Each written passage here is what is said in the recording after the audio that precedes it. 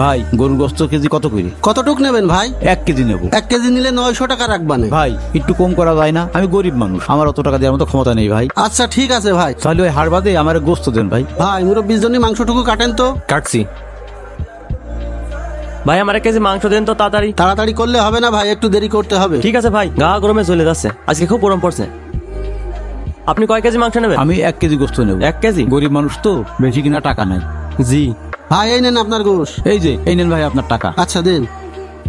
কি ভাই কেমন দিলাম? এইভাবেই ব্যবসা করতে হবে, বুঝেছিস তো? হ্যাঁ ভাই, আমি তো এরকমই করি, অভিজ্ঞতা আছে না। 1 কেজি মাংস এত কম হওয়ার কথা না। না, মানুষের সন্দেহ করাটা ঠিক না। আগে বাড়ি যাই, মেপে দেখি, তারপর দেখি কি হয়। মাহবুব, কি হয়েছে বাবা? দাড়িপাল্লাটা নিয়ে আয় তো বাবা। আচ্ছা ঠিক আছে বাবা, এই নাও দাড়ি পাল্লা। এই নে, এটা মাপ।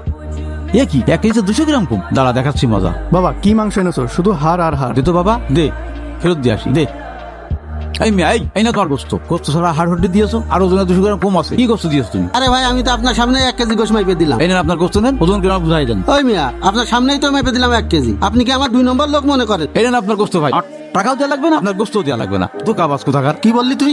এত বেল তোর বয়স দেখে কিছু কইনি। ধর মাংস, হাট এনতে, হাট হাট এখান থেকে হাট। এই ইরফান, কি হয়েছে বাবা তোর? কি হয়েছে? আমার বুকে ব্যথা করছে। আপনি মেহেদী সাহেব? জি। আপনার ছেলের রিপোর্ট আমরা দেখেছি, আপনার ছেলের ফুসফুসে ক্যান্সার ধরা পড়েছে। কি বলেন ডাক্তার সাহেব? আমার ছেলের ক্যান্সার? হ্যাঁ, আমরা ভালো করে চেক করেছি এবং আমাদের পরামর্শ হচ্ছে দেরি হলে বিপদও বাড়তে পারে। আচ্ছা ডাক্তার সাহেব, অপারেশনের জন্য কত টাকা লাগতে পারে?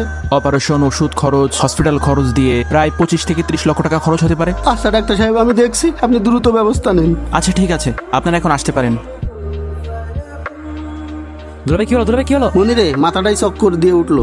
আল্লাহ আমার কি পরীক্ষা নিচ্ছে? আমি এত টাকা কোথায় পাবো? দুলাভাই ভেঙে পড়েন না, সবকিছু ঠিক হয়ে যাবে ইনশাল্লাহ। আমার একমাত্র ছেলের ক্যান্সার, এখন ওর কিছু হয়ে গেলে আমি কিভাবে বাঁচবো বল তুই? দুলাভাই আপনি ধৈর্য ধারণ করেন, আল্লাহ তাআলা বলেন আমি ধৈর্যশীলের সাথে আছি, ইনশাআল্লাহ সবকিছুর ব্যবস্থা হয়ে যাবে দুলাভাই। আল্লাহ তাআলা অবশ্যই আপনাকে সাহায্য করবে। না রে, আমার মনে হচ্ছে আল্লাহ আমার সাহায্য করবে না, সবই আমার কর্মের ফল। কর্মফল? হঠাৎ এই কথা বলছেন কেন দুলাভাই? আমি অসৎভাবে ব্যবসা করে মানুষদের ঠকিয়ে বিশাল বড় পাপ করে ফেলেছি। আবার ওজনে কম দিয়েছি, মানুষের সাথে জুলুম করেছি, সবই আমার পাপের ফল।